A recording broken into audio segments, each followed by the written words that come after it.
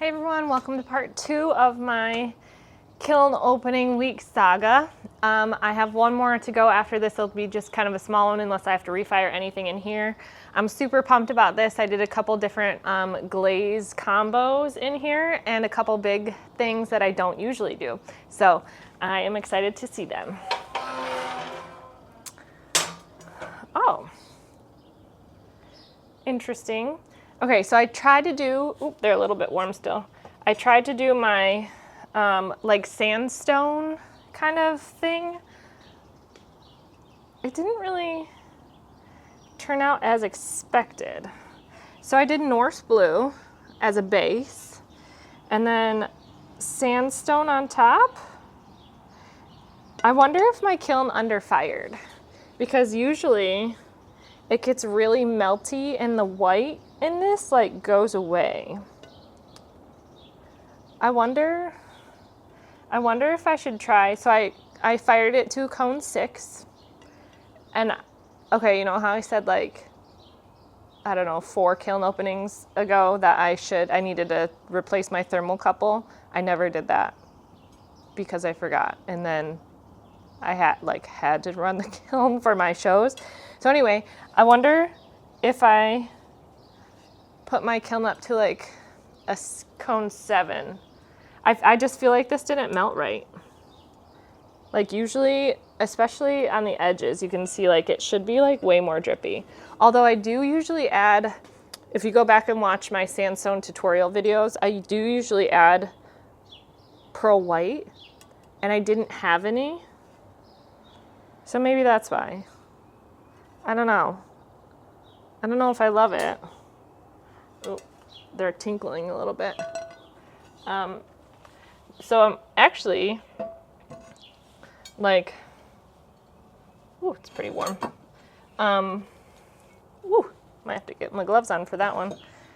Okay, so this next one, I just feel like it's underfired because I put Archie's base on this one, and usually that like is a really super fluxy glaze, and it didn't, I mean, it fluxed off the edges, like I put dots on the edges. I try to do like the running chowder technique where you put dots and then it kind of like melts, but you can see they're still raised. I don't know. I never can tell if I like something when it doesn't look like what I intended it to look like. So I did a base of frosted lemon on this. And then I went through and I put dots of Coyote's Archie's base. And then I covered the whole thing in, I actually think I covered this one in muddy waters instead of sandstone, but it generally does that same exact thing. And I guess like the edges, the rim melted, but still like not like I expected. I don't know. It's interesting. Like I like the yellow color, but the dots in the middle, I don't know. I'm gonna think about that one for a while. But that was all that was on the top shelf. So I'm gonna take the next one off and go down. I have mugs and I think a bowl. No, maybe not a bowl. I don't know. I can't remember. We'll see. Okay, now I remember. I have 2 big vases in here. I know the last one I did some big vases. It turned out so cute. And this like was only 4 pounds of clay, and I feel like I did really well like making this one nice and thin. It's like really light. But I actually do think it underfired because generally when I do Honey Flux at a cone 5, it gets these like, you see the like pinky orangey marks in the Honey Flux? That's what happens. And usually at a cone 6, you can see the colors a little bit more. So this is just stroke and coat in a rainbow pattern. So the red I use is generally hot tamale or ruby slippers, and it turns this like pinky color. And then honeydew, and then I don't know, like blue yonder or my blue heaven, and then grape bowl, and then melancholy, and just kind of a swirl on the bottom. And inside I just did clear. But that turned out pretty. And I did some mugs in that same thing. Not necessarily like all rainbow, but like Stroke and Coat and Honey Flux. But this was frosted lemon and coral gloss. And then inside I did marigold, which is a celadon. It's kind of cool because the outside's nice and white and the inside's like a bright yellow. I really like that yellow. It's kind of like warm yellow, like almost orangey. Pretty. Also like whiter than I was expecting with the coral gloss on there, but pretty. I think that'll be really nice to put like bright flowers and have that be more like a neutral base. Okay, next I tried, instead of my general like orange bead glaze, I did blue. So the top is light blue and the bottom is just called blue. And then I did underglaze on the base. I did coral and like a light orange. And inside I did Norse blue. And the handle is Norse blue. Those are pretty. It's kind of a fun change from my generally orange bead. Ooh, that one turned out really good. Look how good that beaded. So like I said in my last video, sometimes these tend to like flake off. And what I did this time was when I saw it starting to like peel and flake, I took a wet finger and I pushed it back down so that it didn't fall off. And the wetness made it like curl back around. And then when you go to put them in the kiln, put your hand in like this and spread your fingers out so that you don't have to touch the outside. Because if you touch the outside, it's gonna make all the glaze like flake off. But I think people will like those. They really like the orange ones. So I figured if I did a little bit more contrasting colors, that would be a little bit more of like a standout. Ooh, that one's kind of cool. It's fun.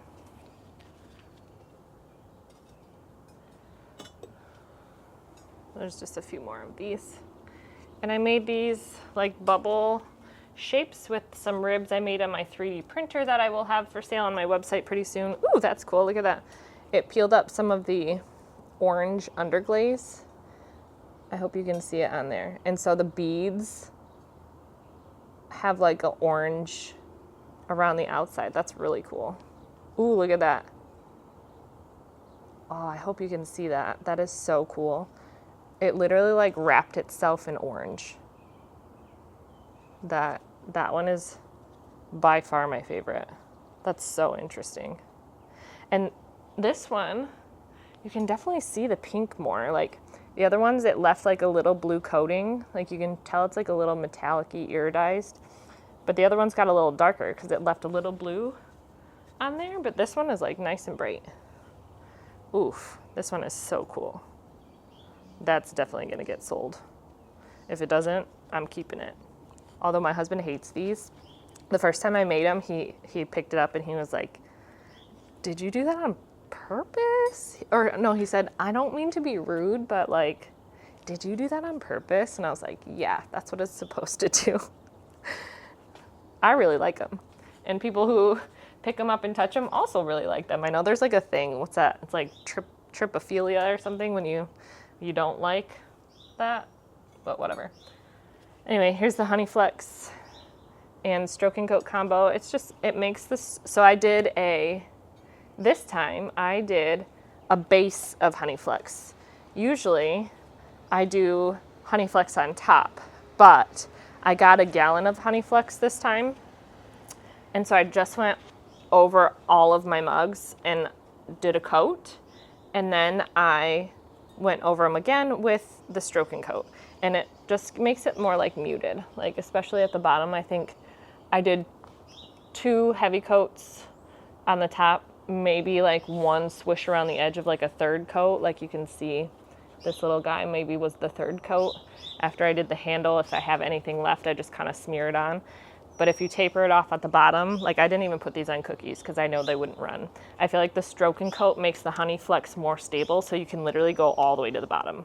Like it ran a little bit on the handle, but I also have a YouTube tutorial for Honey Flux and Stroke and Coat, which I use all the time. But it's fun because it just makes the colors more muted. Like, you can see the heavy, so the less Honey Flux you put on, the more you'll see the color, but I think it's really fun when it gets like muted. It's like a little surprise pop of color. And the inside is just straight up Honey Flux. I love it on this shape. This is a rib that I made that I will have. Inside is just Honey Flux. Really pretty, creamy. This one definitely was a blue. Like, look at the, I love the texture it makes too. It makes everything kind of like float. It's so cool. One more of these. I love this bubble. And the ribs make it so much faster. Literally just throw a cylinder and then you pull it out so that it fits in the rib, and then you have a perfect cup like every single time. It takes a little bit of getting used to pulling it into the rib, but otherwise it's really nice. Here's that. Ruby Slippers or Hot Tamale makes this really pretty, like bright purpley pink magenta-y color. And like I said, like on the handle you can see there's like not as much there, and so it makes it a little bit more poppy. Okay, and then, yeah, I can actually tell, especially with this too, that this got just a little bit underfired. Oh, he kind of burned off a little bit. There's a little cat. That was supposed to be purple.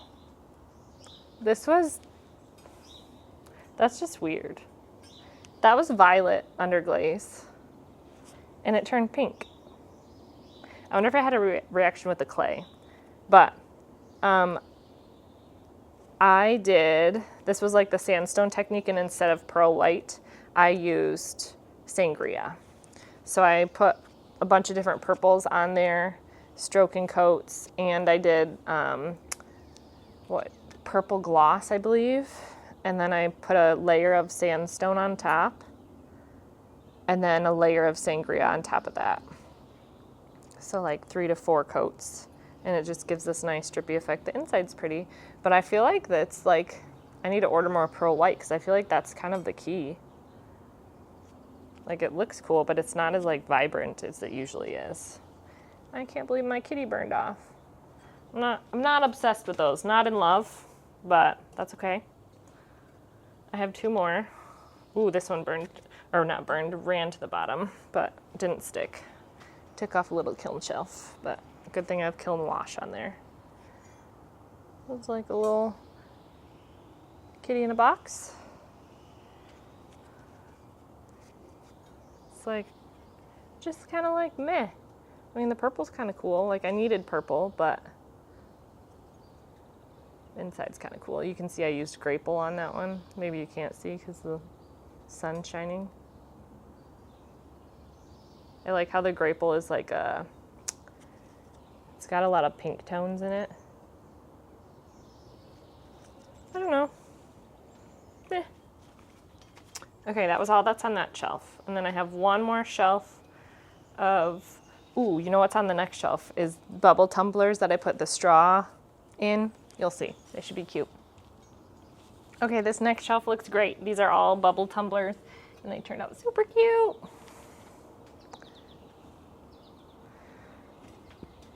So I believe I did a base of that celadon, that marigold celadon, and then I did coral gloss on top. Love it. You know what, and I think I may have done, no, maybe not on these ones. I think I did a few with Honey Flux, but maybe not these ones. All right, I did a few of those. There's another of the same, just like a smaller one. It's got a little spot for a hole for a straw, I mean. That one was just more of the celadon, less of the coral. That's really pretty.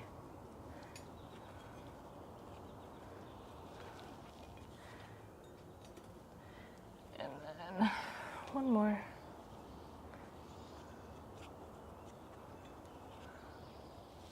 Super pretty.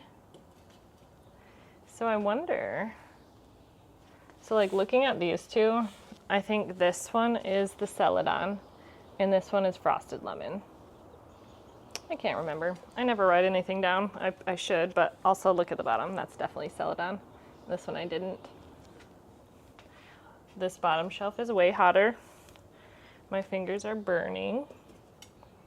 Okay, next up, I did a base of Honey Flux and some stroking coats. So pretty. It gets this like pretty mottled effect like all through here. I love it. I think this one was Melancholy.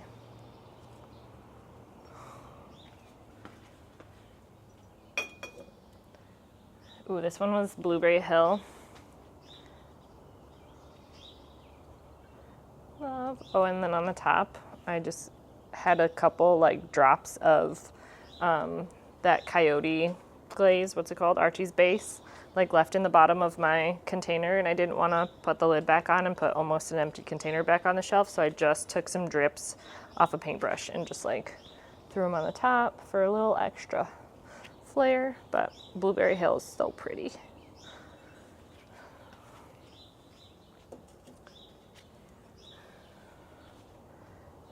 Oh, that one, I don't know, maybe just like a little bit of Melancholy. Yeah, because I got a drip on the inside. You maybe can see it like right in there. Super light. I probably just did more Honey Flux on that one than I usually do. And I have these really cute like silicone muted color straws that go really well with these. They're kind of expensive, but I can link them on Amazon if you want to see them. So pretty. I just love how it like mutes it, but also like makes it float. Love. Also, next time, I think I was planning on doing this on this batch, and then I get distracted really easily. But instead of like putting them on top so it's extra thick, I was gonna try to set this lid like so it would be flush with the top, but I totally obviously forgot. But they still look cute.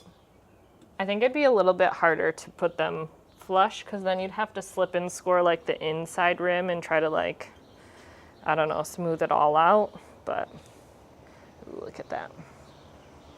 I feel like I did a lot of Melancholy on these ones and I don't really remember why. I mean, they're all very similar, but this one's pretty. I think this is my Blue Heaven. Oh, look at the top. Love it.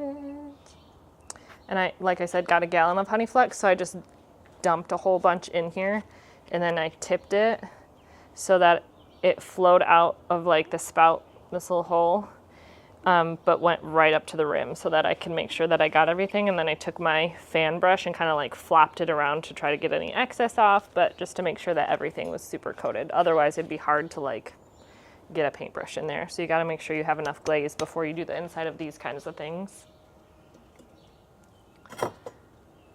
Ooh, there's another one, Blueberry Hill. And this one obviously had less Honey Flux because it's way brighter. I also feel like if you use something like a moody blue, it probably would pop through too because that color is a little bit stronger and darker. So pretty. And I did that like globby thing on the top. Okay, the last couple are just the kind of the same combinations, just on mugs. Bubble mug. Cute. Love that. This is Caribbean, and then faded into my Blue Heaven. Kind of beachy. Beachy summer mug, and the inside's just Honey Flux. I like how thick the Honey Flux is in there. Look at that. Nice contrast to the outside. All right, last one. Ooh, yeah, another blue. Blues turned out so pretty. Same thing, Caribbean on the top, faded down into my Blue Heaven. I may have even used Blue Yonder on this one too, because this looks a little bit more like greeny, or maybe Blue Yonder was on the top. I know I did a combination of those three, but I love it. Cute little mug. Okay, so I'm thinking about my next kiln load. I have more of these. I have 1, 2, 3, 4, 5 more of these like ugly hat purple ones. I don't think I'm gonna fire them. I think I'm gonna wait, and I'm gonna wipe the cats off, and I'm gonna buy some pearl white. So I mean, I have enough stuff for my show that I really don't need to bring those. I don't love them. And so I think that before I make it like permanent, I'm gonna fix them because I feel like that would just be a waste. Otherwise, I have one more platter and 2 more big bowls for my next kiln opening, but it'll be kind of a small load. So I'll take you along anyway, but I'm gonna take video. I'm gonna do kind of a vlog style video at my show tomorrow and the next day. I'm getting real jazzed about it.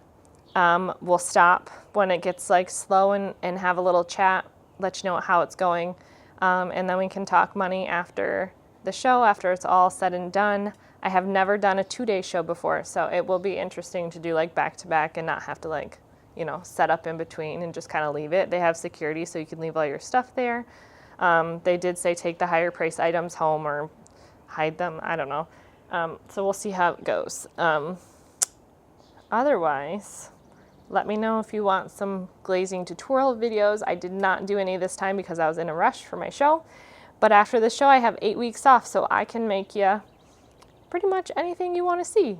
So let me know in the comments anything you would like to see, glazing tutorials, maybe new glazes that like Amico or anyone really that I can get my hands on. Things like Spectrum are a little bit harder to get because they're not made in the US, and with the tariffs and stuff, I know it's a little bit harder and takes longer to get things like running hot chowder and some of the floating glazes from Spectrum. But if you've heard or seen any glaze combinations that you want to see me actually like do on a mug and see how they turn out and how you can do them at home, let me know. I'm also going to change this thermocouple if you'd like to see. I think it's a pretty short process, so I can do like a really tiny video of that. In fact, let me take you in there so you can see what it looks like. It is starting to like crack a little bit, so I'm sure it's not firing exactly. And maybe, I think I'm all out of cones. I don't use them very often, but maybe I'll throw a cone in for my next one and see if it's actually firing to what I want it to fire to. But like I said, let me know, wish me luck, and I'll see you next week. Bye.